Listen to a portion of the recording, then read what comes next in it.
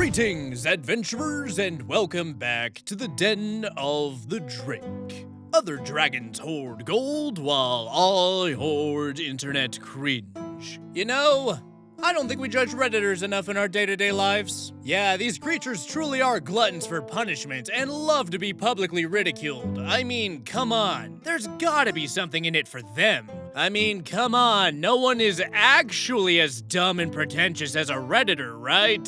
Regardless, here at Den of the Drake, we like to make dreams come true, and since most Redditors are way too shy to ask to be publicly judged, those poor creatures, I've been doing it proactively. You're welcome. But every once in a while, a Redditor will appear from the shadows and ask to be judged publicly. Enter, Am I the A-hole? A special kind of post where OP humbly requests that we judge their behavior in an, allegedly, morally gray post, before we slap one of three labels on them. You're the asshole, not the asshole, and everybody sucks here. And when I'm humbly asked to be a self-righteous prick, well, who am I to decline? I mean, I was already gearing up to do it anyway, but it's the thought that counts. Now, without any further delay, let's go ahead and dive right into these Am I the Asshole posts. RPG Horror Story Edition. Enjoy. Story number 1 comes from Reddit user MountainJob7004 and is titled, "One of my best friends cheated at D&D while I was running the game, and I penalized him for it. AITA. My friend, we'll call him K for the sake of the story, as well as some of my friends, were playing a D&D campaign together. I was the DM. It's worth noting that I don't feel the need to check dice rolls or character sheets, because we all trust each other. This was a secondary campaign that we would play whenever we were missing people for the main game I ran. At the time, the players had been forced into a death game with a group calling themselves the Game Masters, and each of them would have to be beaten at their own game for the party to escape. Now on to what actually happened. The players were facing off against one of the Game Masters when Kay decided to use suggestion to cause the Game Master in question to turn away from the match for a moment. I rolled their save and got a 14. According to Kay, they had a spell save DC of 15. This resulted directly in the player's victory. Afterwards, Kay said, "I didn't just outwit them, I also outwitted you," referring to me, and explaining that their spell save DC was actually 14. We play meets it, beats it. I was livid, but I didn't show it at the time. Later, I sent them this in the DMs. "Your character will take a negative level, losing everything from their last level up. They will regain this level when the backup campaign party next gains a level, which is planned to be after all 4 Game Masters are defeated. If I catch you cheating again, I will no longer DM for you. I will kill off your characters in every game I run that you are a part of, and you will no longer be welcome at my table. This is not a discussion." I don't know if this is related, but this player is talking about leaving the group, and I'm worried that it's my fault. AITA for how I handled this? Christ, OP, why don't you just threaten to mail him a pipe bomb while you're at it? Look, I understand that having your game undermined by a cheating player is frustrating, but there's no world where trying to intimidate the guy into doing your bidding is gonna end in a positive outcome. Also, I want to point out that there's no world where you're gonna intimidate anyone with a line that boils down to, "I'm gonna kill your OC."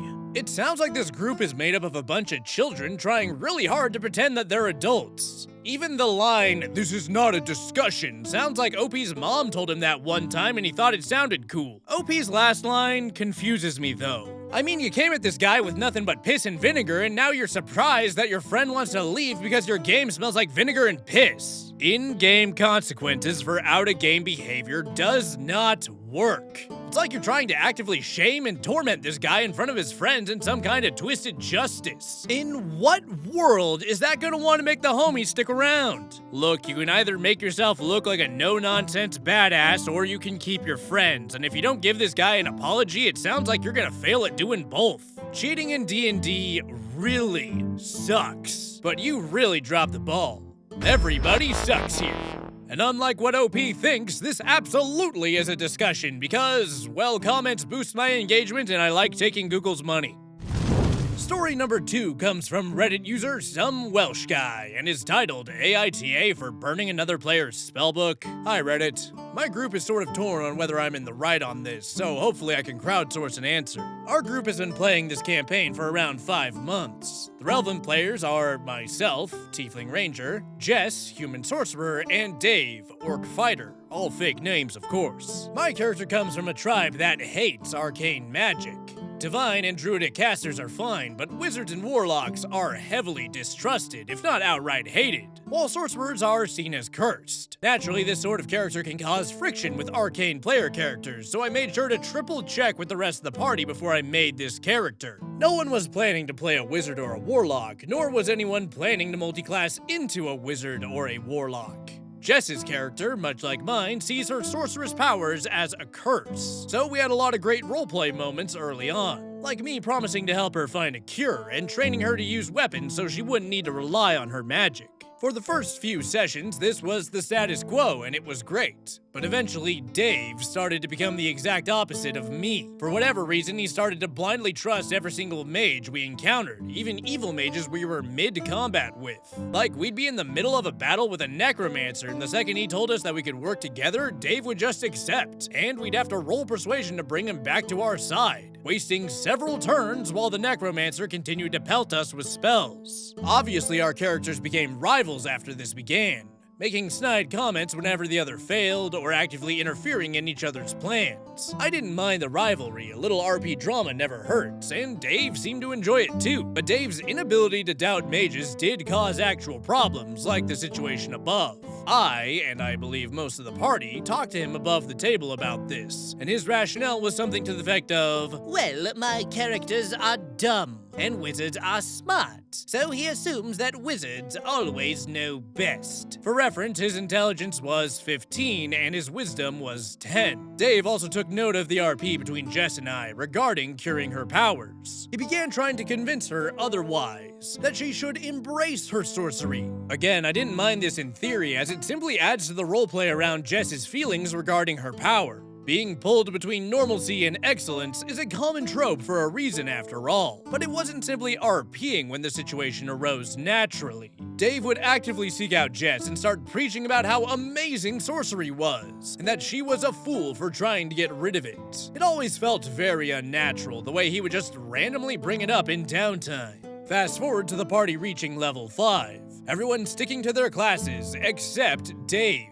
Dave immediately takes a level in Wizard. I immediately warn him about my character's feelings regarding wizards, and he just shrugs it off. I think his reply was something to the effect of, "I can handle it if you decide to be a dick about this." Now, I was ready for the in-character friction that this would cause. What I was not ready for was how much Dave began spamming his spells out of combat. Almost every action he took involved magic. Drinking in a tavern, he used Mage Hand to hold the mug. Sitting around a campfire, he cast Tensor's floating disc to use as a seat. Writing a letter or in his journal, prestidigitation to create the quill. And every time he cast something, I swear he'd glance at me, though I may have imagined that bit. Eventually, he offered to tutor Jess on controlling her magic, which she refused. He made several more offers over the next few sessions, usually after he failed to convince her about how great sorcery was. He also offered to teach me magic so that I could get over my backwards hatred of the arcane. My response was threatening to burn his spellbook if he ever tried to cast a spell on me. Keep that in mind for later. Fast forward to the last session. The party's at camp, preparing for a long rest. I describe my character wiping the dirt from his armor, and Dave immediately jumps in to cast Prestidigitation to magically clean it off.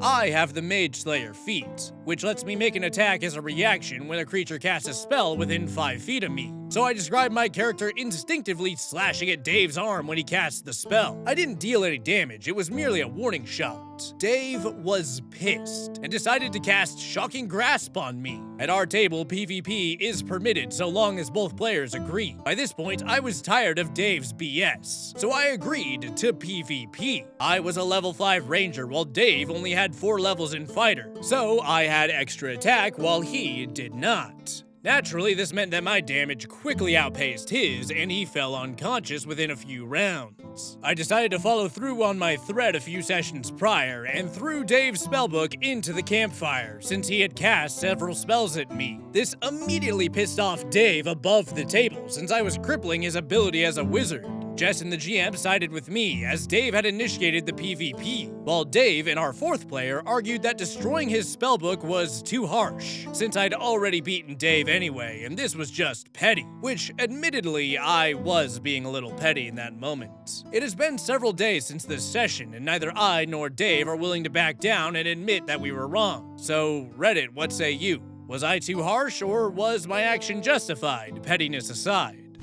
Boy, oh boy, some people really do not understand the concept of fuck around and find out up until and even beyond the point where they have found out. I mean, one could argue that you brought a character to the table that could cause conflict, but you really did it the best way you could. You got permission from everybody and everyone knew exactly what they were getting. I mean, it's not like you were disruptive or actively hostile towards anyone, and in the few times you were, it was all in good fun, and it seems like you backed off when it got to the point where it would negatively affect another player's experience. Dave, on the other hand, seems like he was actively looking for a fight, and like a lot of people who do, started clutching his pearls the second he got one. In-game rivalries are one of the easiest yet most effective character arcs, and are super fun. This easily could have been a Divine versus Arcane version of Legolas and Gimli. But Davey Boy committed the cardinal sin of role-playing games and let that shit get personal. Again and again, he was told that the path he was walking down wasn't gonna be a fun one. So I'ma say it, you are not the asshole.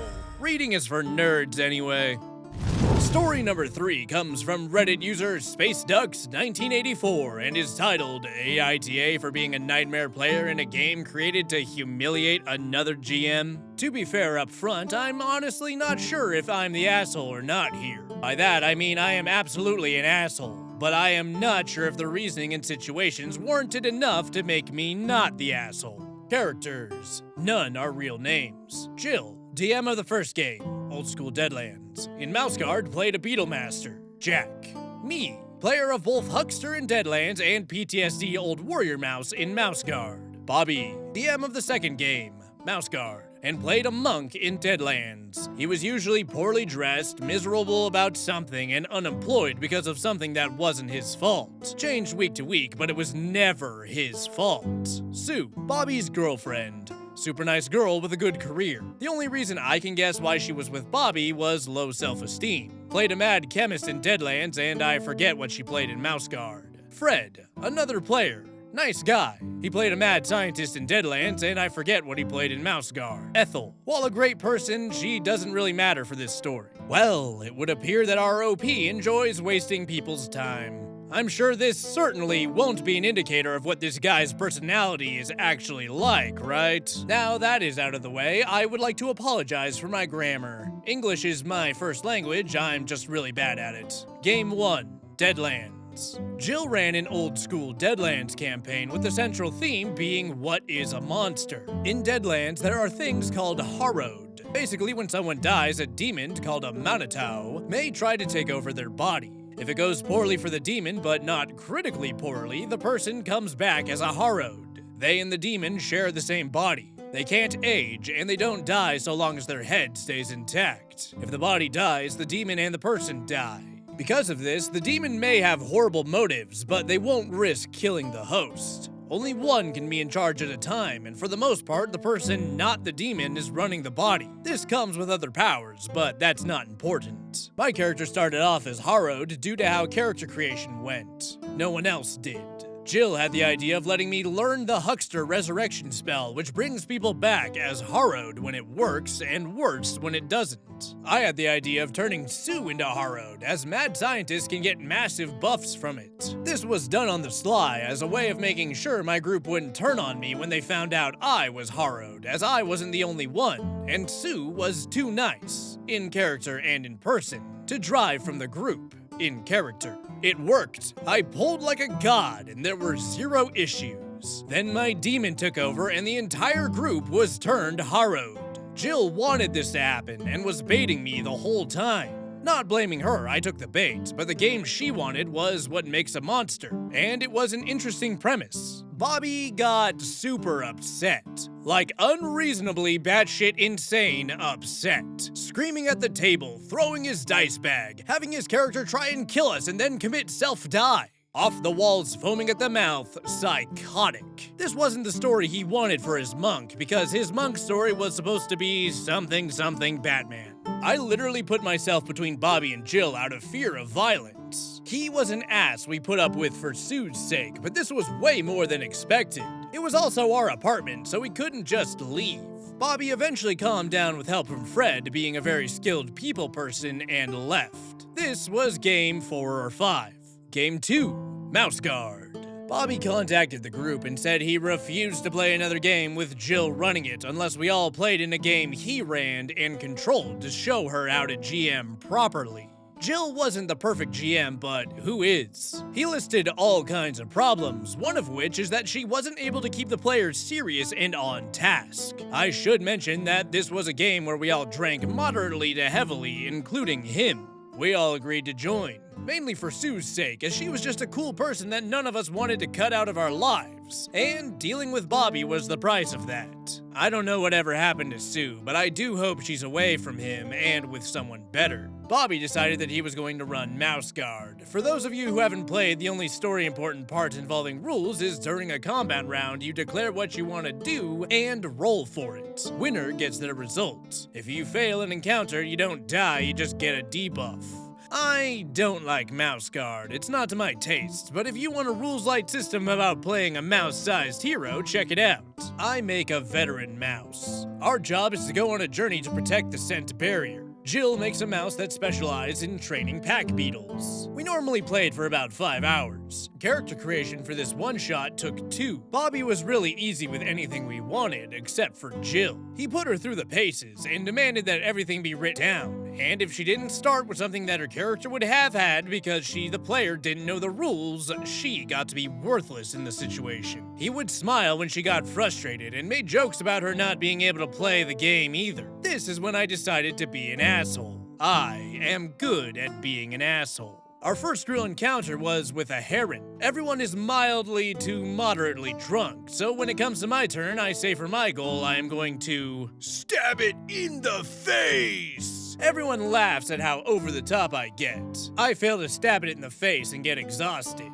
No amount of sleep in Mouse Guard fixes exhaustion, it's just there until I don't know when, we didn't get that far. We escape the heron and have another series of encounters. No matter the situation, I just yell, "I'm going to stab it in the face!" Each time I yelled this, I took a shot and got the rest of the table to go along with me. Bobby was having a really hard time trying to keep a bunch of drunky gamers on task. Apparently, it wasn't as easy as he thought. To be clear, I didn't stab just enemies in the face. Signs that were hard to read, bad weather, possible poisonous food, all of it. Eventually, the rest of the group joined in. If the problem didn't have a face, we drew one on it and stabbed it in the face. This became Malcolm Solves His Problems with a Chainsaw, Mouse Guard edition. Bobby was breaking down over this, and not in the good way. Sue eventually joined in, and the first time she said, "I stab it in the face," he lost his mind. He called us assholes, grabbed his stuff, and told Sue that they were leaving. I told her that she was welcome to crash on our couch if she didn't want to go.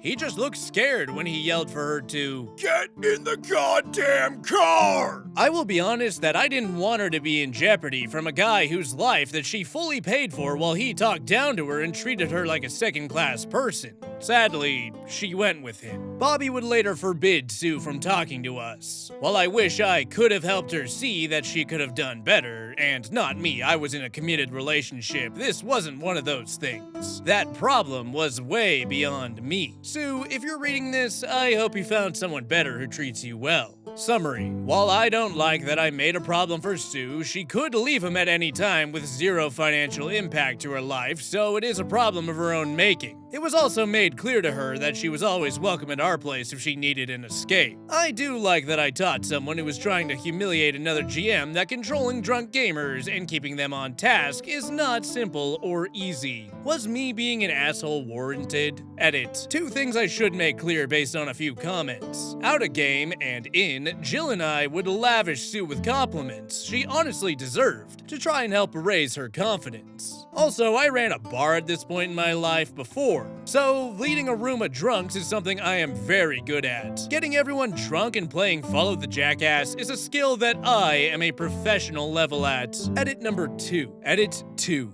A few points have been repeated in the comments, some, but not all, of which were answered by the story, but maybe I didn't communicate them well enough, so I will be direct. I am not responsible for anyone's actions but my own. This includes toxic and/or irrational reactions. In relation to Bobby, this means I am not responsible for how he chose to respond to a bunch of drunk people laughing at a running joke in his serious game of Mouse Guard. He could have joined in and changed his tone. He chose to act like an ass. When it comes to Sue, she had all the financial means of leaving if she wanted to. She had an offer from Jill and I believe Fred and Ethel to stay with them if she needed to for safety. Not doing something because someone else will have an irrational and toxic reaction is to let their toxicity and irrationality dictate your behavior. On the topic of Jill making everyone harrowed, Deadlands is not a game you play if you're afraid to go dark or to have bad things happen to your PC. This was very directly defined by the rules of the game. The Deadlands Weird West takes place in the late 1870s in a world where the North and South entered a Cold War.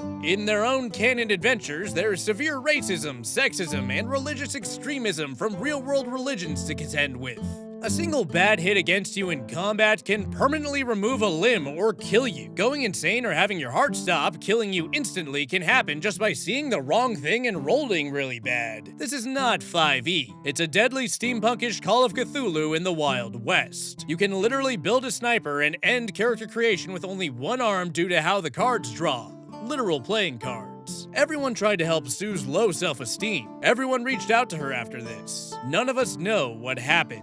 This was in 2013. I hope it got better for her, I honestly do, but she's an adult and her life is her responsibility. I can empathize and feel for someone without being responsible for their situation. While yes, I could have let Bobby verbally abuse Jill so Sue didn't have a bad night, I won't let someone else's poor decisions cause me to let someone bully my girlfriend. Fred, who is an amazing human, tried to talk him down and failed. Fred was a prison guard who was so good at talking that he was able to do his job while weighing only 130 pounds. Directly stopping the game would have everything happen that way anyway, plus left Jill feeling depressed and even shittier, and Bobby feeling triumphant and still treating Sue like shit.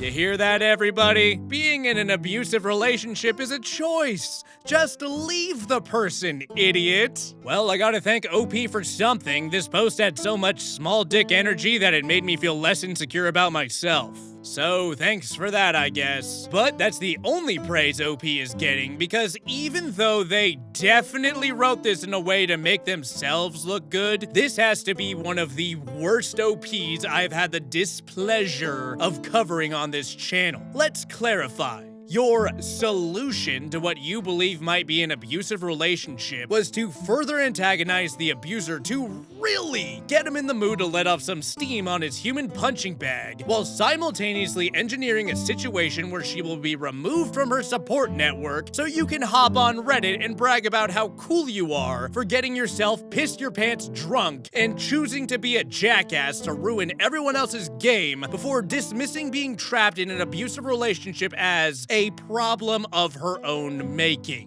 The word prick is one of my favorite things to call people on this channel, but you're so narcissistic and so far up your own ass that the only way your tiny brain could comprehend what the word prick truly means in this context would be to fuck yourself with a cactus. I sincerely doubt that everyone thought your "I stab it in the face" shtick was as funny as your drunk ass thought it was. And I sincerely doubt that you're the follow the jackass professional you claim to be. You strike me as the type of guy who would get cornered in a dark alley at night and say, "Gee, I sure am good at making friends. Probably because I'm so good at getting people to play follow the jackass." Can we talk about how weird this OP is for thinking that getting people drunker than they want to be is some kind of commendable talent? You are not getting the back patch that you want here, my guy. The only thing that your quote-unquote talents are gonna net you is women sprinting in the opposite direction at the thought of being trapped alone in a room with you. And what the hell is up with you and Jill just turning everyone in the game into demons against their will? I know that Deadlands is a dark game, but that's because the world is full of danger and darkness, not because your fellow players are expected to be assholes that disregard everyone else at the table. In the comments, you yourself refer to Jill as an immense social sadist, which tells me everything about the company you keep, OP. Look, I'm the last guy to be condemning the act of riling up people who deserve it. It's like half my content. But for fuck's sake, the only two things Bobby is gonna learn from your cute little lesson is 1, keep Sue on a shorter leash, and 2, exactly what everyone else reading this post learned as well. The fact that you're a self-righteous tool who thinks that their own special brand of justice is the only kind of justice, and that the well-being of your friends comes second to making sure everyone knows how cool you are. Don't get it twisted, OP. We all know you didn't post this AITA to genuinely get feedback in an effort to do better in the future. That would require a microscopic shred of self-awareness, something that we are all well aware that you do not have. You uploaded this because you wanted Reddit to tell you how badass and charismatic you are. And let me tell you, someone who actively seeks the approval of Reddit is neither badass nor charismatic. Everyone in this story is a bad person with the exception of Sue and the chick you mentioned just to waste our time. So you'd think that I'd want to rank this as everybody sucks here. But I'm throwing that shit out the window because you are the asshole. Here's hoping you either wise up or decide to play follow the jackass onto the nearest freeway, prick. Story number 4 comes from a deleted user and is titled, AITA for telling my adult child that they can't have an expensive hobby. For context, I, female 45, have 3 adult children, female 20, male 23, and non-binary 25, with my husband, male 46, who all live at home for various reasons. The issue I'm having is with my oldest, who we'll call Poe. They have been living at home for over a year after having moved in with friends for a while. But the situation turned bad and they needed to come home. Just as with our other children, they are working part-time hours since the place they work won't give them full-time hours. And we only charge them $100 a week for rent. The rent includes all utilities, food, personal supplies, and gas for the car. Side note, the car is actually mine. But since neither my oldest nor youngest have a car, they share my car to get back and forth to work, with occasional help from my DH. The only other expenses they have are their portion of the cell phone service. They are under our account. Their portion of the car insurance, student loan payments, and their splurges, meaning Spotify, which they split with our youngest, a subscription to Xbox Gold, and another subscription to a PlayStation service. Here is my problem. They enjoy LARPing, or live-action role-playing. Think a sort of live-action Dungeons & Dragons. However, LARPing can get expensive.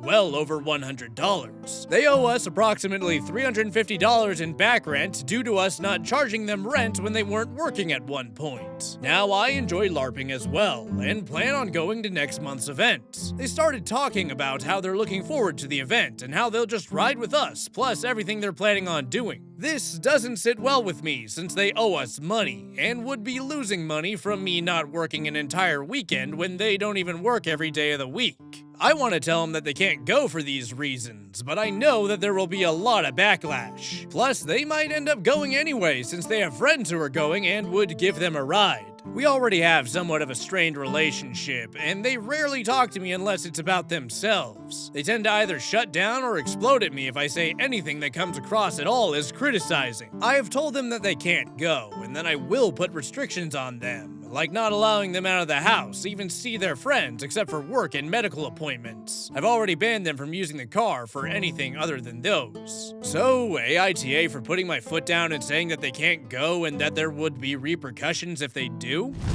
Oh no, this one's got some gray area in it. Oh God, I gotta think for myself. Ugh, fine. I'm gonna concentrate real hard and try to form a single wrinkle in my brain for this one. Okay, so it sounds to me like ROP is trying their best to be both a landlord and a parent, which, well, let's just say there's gonna be some challenges there. But really, $100 a week plus utilities and gas and food is f***ing phenomenal. Being behind on your payments when you're getting that good of a deal is next level f***ed. At least, that's what I thought, until I reread the post real quick. You say, and I quote, they owe us $350 in back rent due to us not charging them rent when they weren't working at one point. So, were you charging them rent or not? If you were charging them rent and they explicitly knew it, then yes, they absolutely do owe you money. But if there was an expectation that they weren't being charged and then all of a sudden you pull the rug out from under them, well, that is absolutely a dick move. Now we get to the elephant in the room. Your child is not a child. They are a whole-ass adult. You cannot ground an adult, even if it is your roof. That's called taking a prisoner, and that tends to be frowned upon in most countries. Imagine if you had a tenant living in a vacant room in your house, and you refused to let them leave their room because they were late on their rent payments. That would be f***ing insane. If you want them to act like an adult, you gotta start treating them like an adult. Get a formal rent agreement written up and hold them to it. But at the same time, don't ruin your relationship with them for the sake of such a comparatively paltry sum of money. Turning parental love into a transactional affair isn't exactly how you mend broken relationships, my dude. I promise that the money is not worth it. You're the asshole, OP. Do yourself a favor and don't sour your relationship for only tree fitting.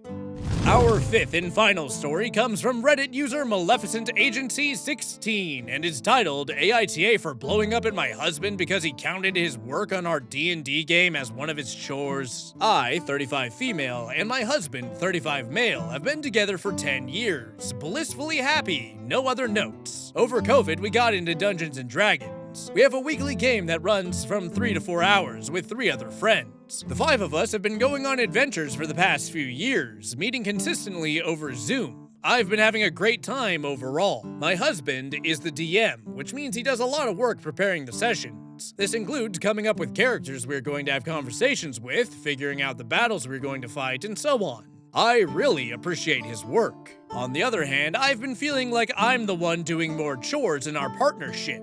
I cook a lot, clean the kitchen, help with the laundry, and do most of the driving. We tried splitting chores before. There was a period where he would fold laundry or do cleaning while I cooked, but it didn't last beyond a week or 2. I normally don't particularly mind, but life has been especially shit lately due to health issues in the family, and I think it's put some extra stress on us. So the other day I cooked dinner. During dinner, he was giving me a sneak peek of the magical items he made for the blacksmith in a new town, and I guess I didn't look as excited, so he asked me why.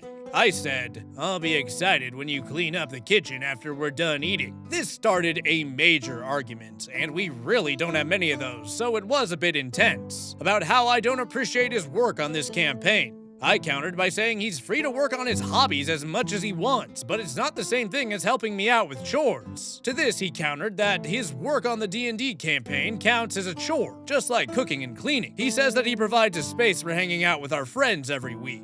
In a way, he's organizing and scheduling our social life, and that it takes a lot of work. I thought this was an absolutely bonkers perspective. This is where things escalated because I was sort of befuddled. I still am. And he got really hurt. He did say, "The fact that you're asking this shows that you don't understand how much work I put into this campaign." For the record, I did run a leg of the campaign as the DM for a few weeks, and it was a lot of work. But it was a hobby, at least to me. It was a fun thing I elected to do, not something I needed to do like a chore. He pointed out that I don't need to cook either. We can afford to eat out every night and hire a cleaning service for sorting out the apartment. He's not wrong, we can afford it, but it still felt weird. I eventually let it go, but I feel like I am going to need some sort of resolution to this because I can feel the resentment bubbling in my chest. I am not looking to win an argument, and I am not looking for vindication. But can someone give me an insight into this conflict? Am I wrong? Am I being the asshole here? Thank you.